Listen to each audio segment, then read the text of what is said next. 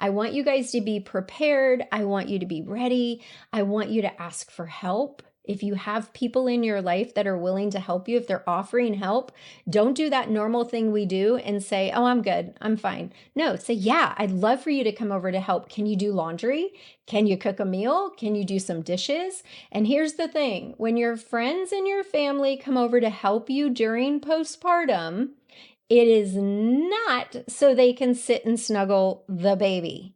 It's so they can help you. So if you decide to have visitors, I want you to get really comfortable with letting them help. Today's episode is all about preparing for postpartum. Now, this episode is a little more geared towards vaginal delivery. However, we're going to talk about the real stuff, the real ways that your life can change after having that sweet little baby. So listen in to a recording of an Instagram Live that I did last week that I thought would be beneficial for all of you guys to jump in and listen to.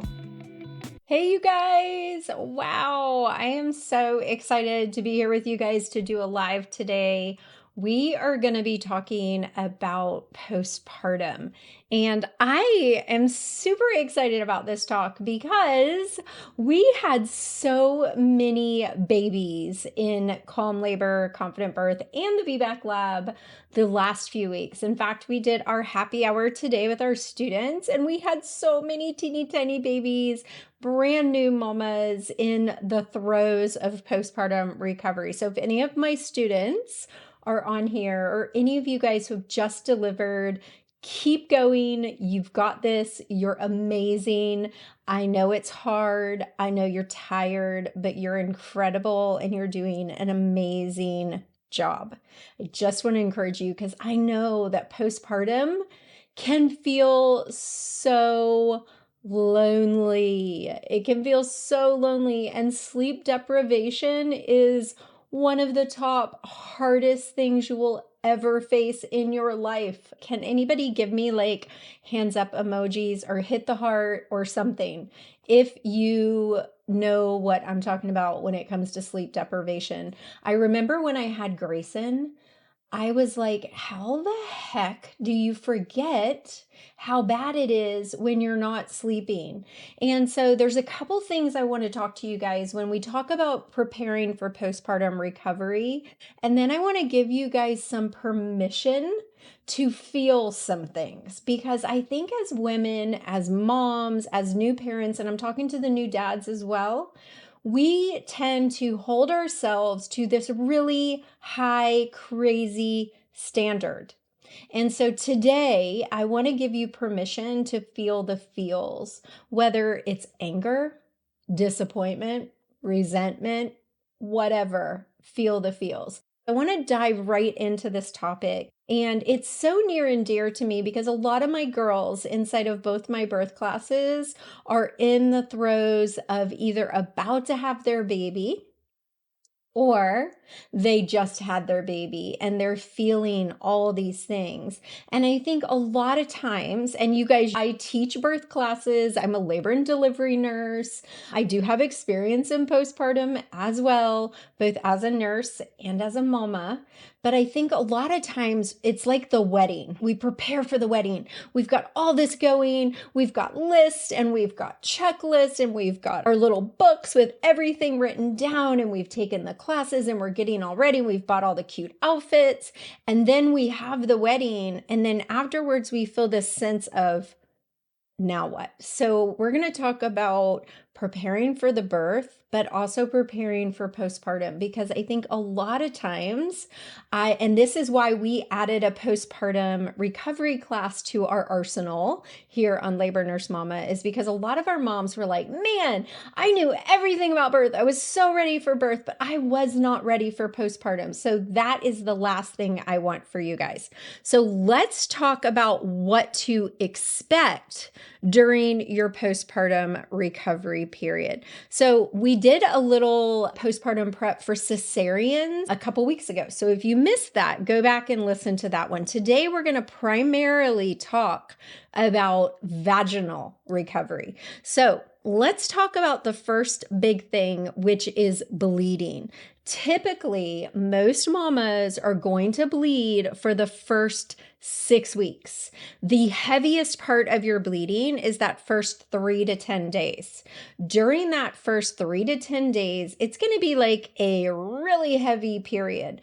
It starts out as a really dark, deep, thick red. It's nasty.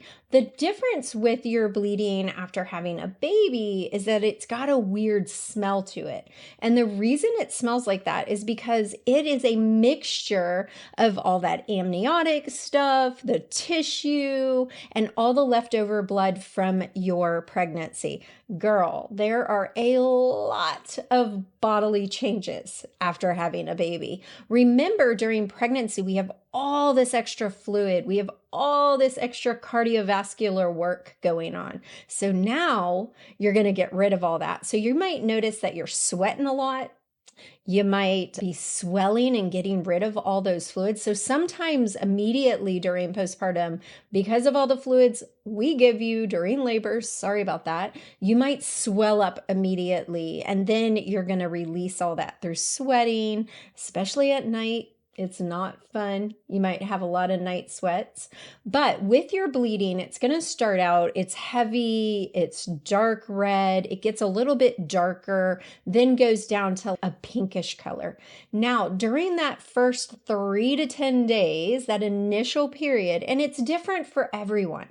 It's even different for each baby. I've had 6 babies. One was adopted. I always say she was my hardest birth, but I didn't bleed with her. So during my pregnancies and my postpartums, with some of them, I bled heavier than others. It also depended on me and what I was doing. So we're going to talk about that as well. So you're going to start out really heavy, period-like bleeding. You've got tissue. You might have blood clots. Now, if you see clots that are large, I want you to call your provider. If you bleed through more than one pad, I'm talking those big pads, in an hour, call your doctor.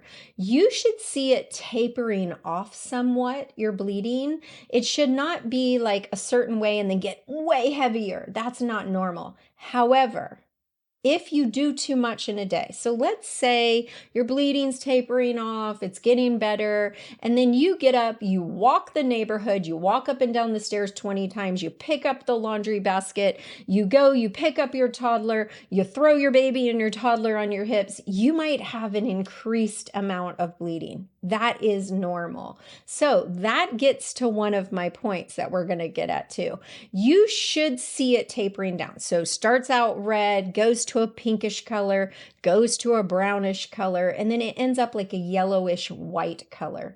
Most women are not still bleeding at 6 weeks. I know we say 6 weeks, and you can still be bleeding at 6 weeks, but most women taper off. Again, take it easy on yourself. You want to be resting. You don't want to be standing or sitting too long. You want to lay down, take a rest. I want you guys to think about a lot of other cultures. And back in the day, women used to have this lying in period. And that was when they just took care of themselves.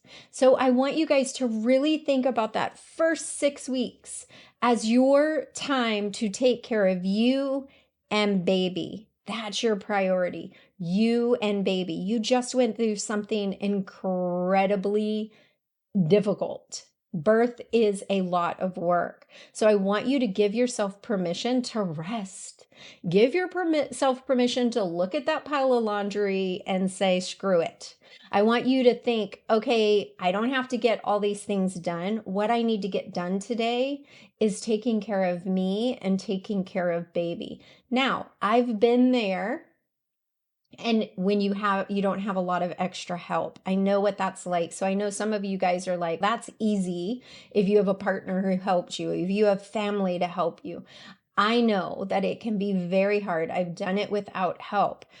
But I still want you to give yourself permission to let some of those things go. You don't have to get it all done. You don't have to be on top of everything. You don't have to look good. You don't have to be dressed really nice. Get up, consider it a win if you get out of bed, you brush your teeth, and you get to go to the bathroom. Those are wins. I want you guys to give yourself permission to heal. It's not quick. And don't expect to be completely healed at 6 weeks. You might take longer, and that's okay. Some women are up and going and feel great. Some aren't. And there's everything in between. So I want you guys to not be hard on yourself. Whatever it takes for you is exactly what it's needed for you. Okay, I've got myself a list here. So we've talked about clots, we've talked about the color. The bleeding during postpartum is actually called lochia, and we've talked about the transition of how it starts out really dark, heavy period, goes all the way down to yellowish, whitish color. When it gets to that yellowish, whitish, it's just like a discharge. You won't even notice it really. Now, one thing that I really want to encourage you guys is during the first 24 to 48 hours, consider using ice packs. And we have a reel here showing you how to make padsicles. Now, one thing I will say, do not over make padsicles.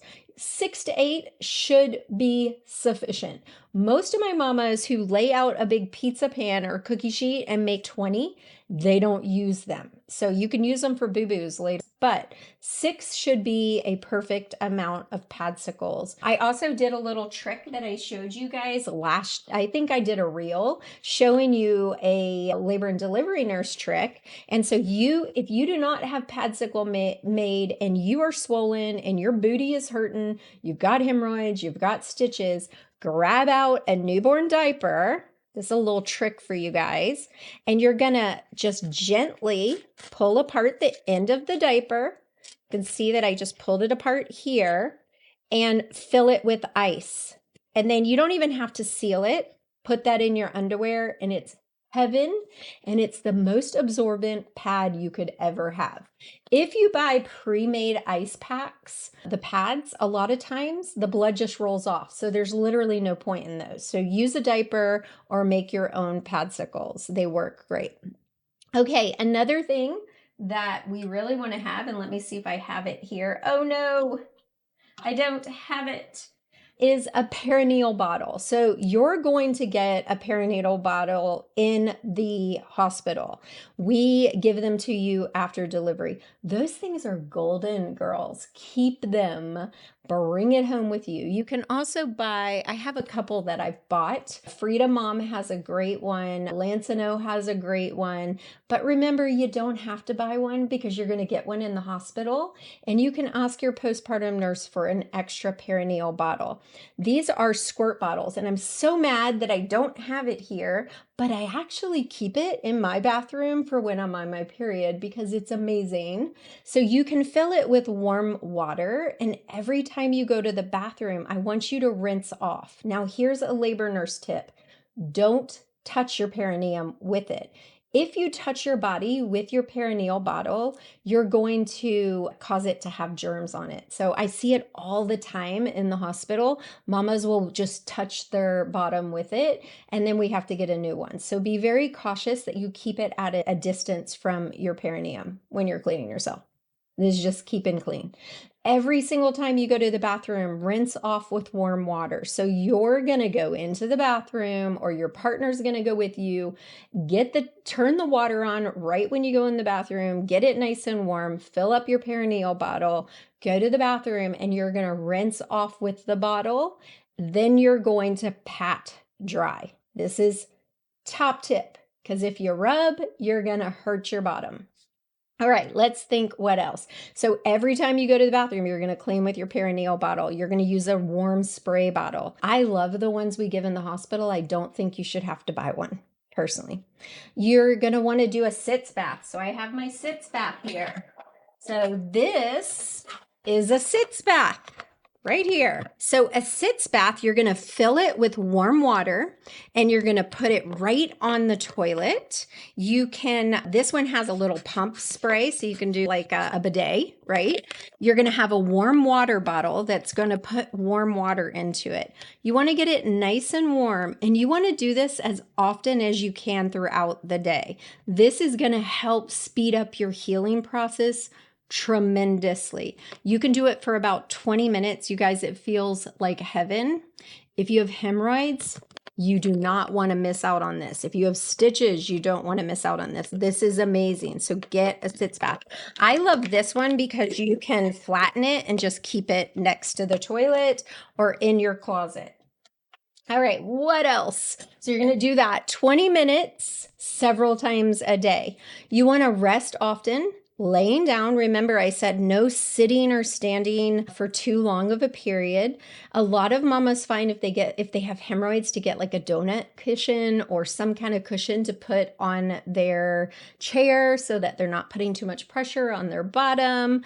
You don't want to overdo it no matter how good you feel, because some days you're going to feel amazing. And those are the days that you're going to overdo it, and then you're going to start bleeding heavier and you're going to feel terrible. And you're going to say, wow, Trish said, don't overdo it. So do not overdo it. You're only going to be carrying that baby and taking care of that baby.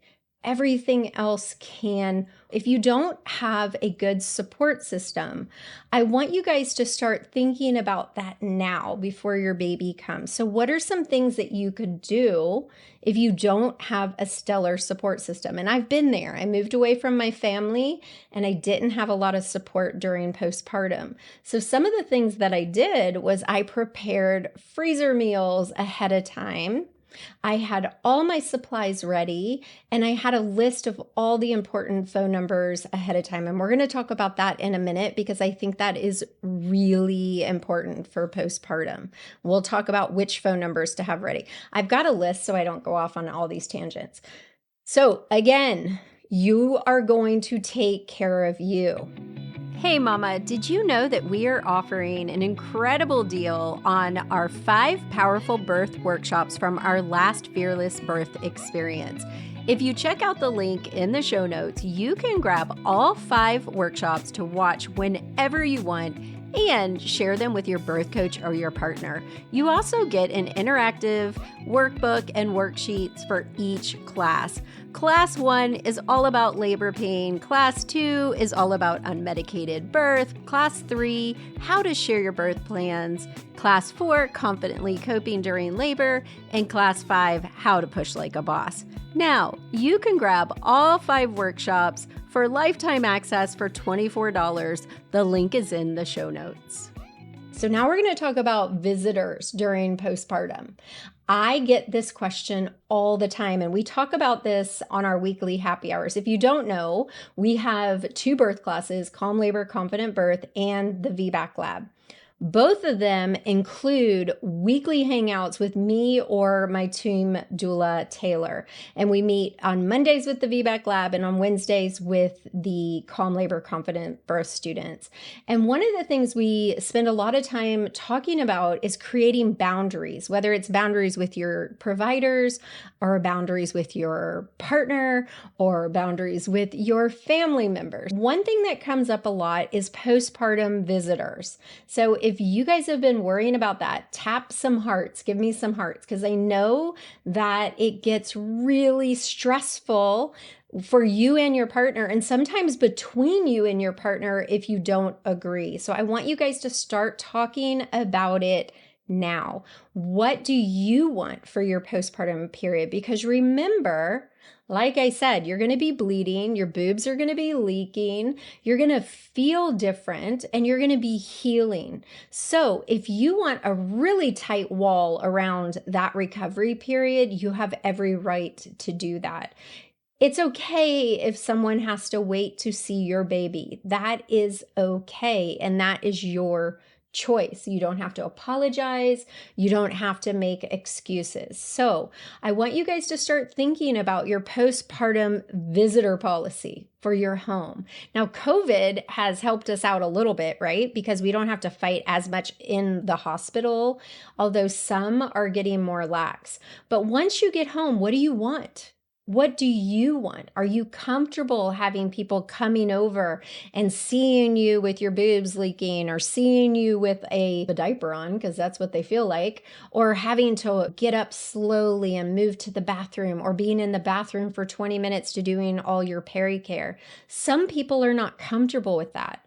Or some people are not comfortable with learning how to breastfeed with people watching them. So I want you to really start thinking about yourself. If you don't care at all, that's totally fine.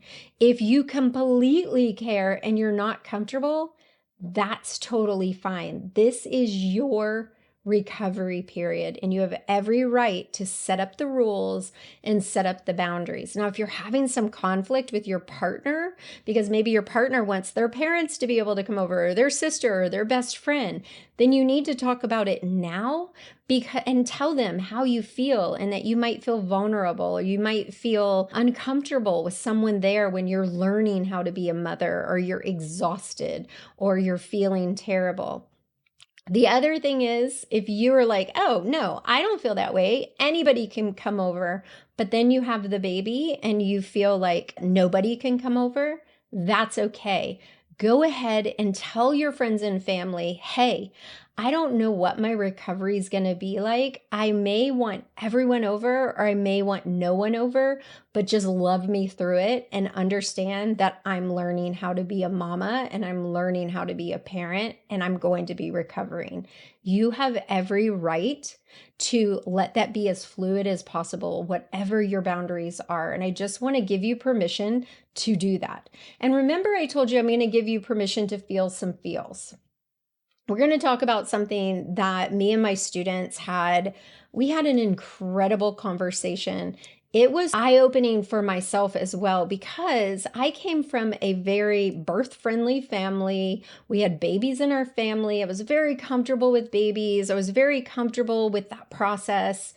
And so I didn't struggle in this way per se, but I've had a lot of students who have really struggled with some really intense feelings after they have their baby. And so I want to prepare you guys that if you start feeling like regret for having a baby, or feeling depressed about having a baby, or feeling like this is not what I thought it would be like, that is okay. And that is normal.